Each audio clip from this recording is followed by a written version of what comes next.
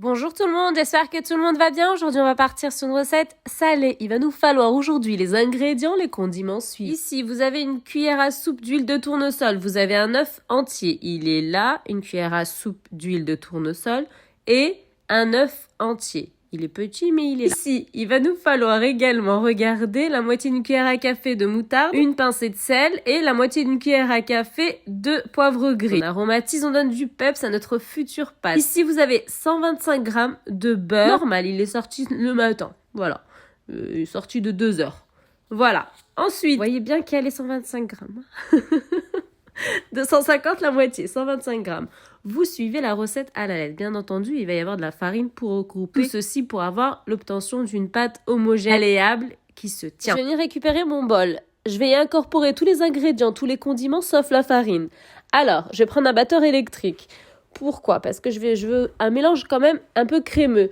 Je vais mettre le carré de beurre, les 125 g de beurre à l'intérieur du bol. Je vais mettre tous les ingrédients sauf la farine. Je vais enfoncer mes fouets à l'intérieur de mon beurre et je m'aide au maximum parce qu'il est encore un peu dur. Et je vais battre pendant 10 minutes jusqu'à obtenir que c'est un peu crémeux, que ça s'est relâché.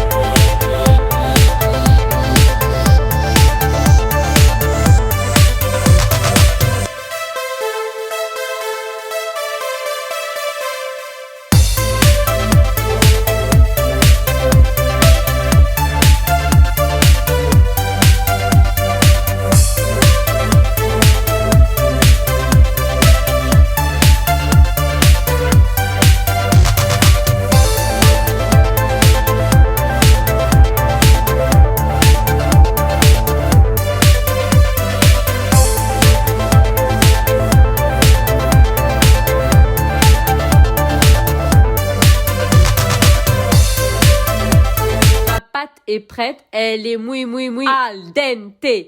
Je viens l'étaler sur mon plan de travail, un peu fin quand même, et je viens composer une sorte de tarte à ma guise, hein.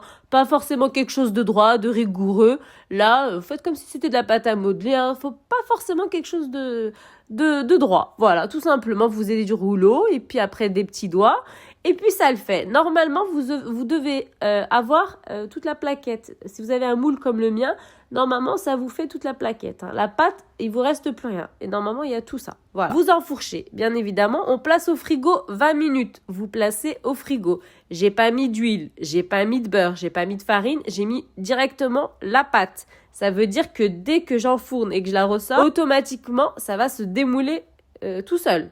Ici, vous avez des petits pois. Ouh là là, les petits pois. La fournée, elle sera à 180 degrés pendant environ 20 à 25 minutes. Ici, des petits pois. Les petits pois, je les ai passés en vapeur, ok ? C'est pas des petits pois congelés, c'est des petits pois qu'on décortique. Prenez pas des petits pois congelés, hein, parce que la peau, ça va pas le faire quand vous allez, parce qu'on va mixer. Prenez des petits pois frais pour ne pas avoir de difficultés au niveau du travail. Ici, vous avez la crème fraîche entière à 30%. On va venir préparer comme si on faisait une crème chantilly. Tout simplement, on va battre pendant une dizaine de minutes pour avoir une préparation comme la crème chantilly, mais elle est salée. Ici, les petits pois, on passe à la casserole avec un trait d'huile. J'ai mis de l'ail en semoule, en poudre, et vous pouvez prendre en poudre également. Moi, j'ai mis en semoule. J'ai mis un oignon coupé en dés et j'ai mis de la persillade, sel et poivre. C'est tout.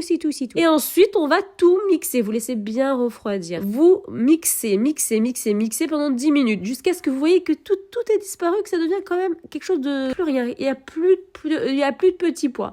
Et là, on va incorporer notre crème fraîche qu'on a battue pendant 10 minutes. Et on va avoir une mousse aux petits pois qui est juste délicieuse. Voilà. Vous pouvez rendre encore plus copieux, hein. Vous pouvez mettre du thon d'abord et après la mousse, ou de la viande hachée et après la mousse, ou du poulet et après la mousse. Chacun il fait comme il veut, mais juste ceci, ça suffit et c'est sublime. Mon peuple, ma communauté, Ramadan Moubarak, salam.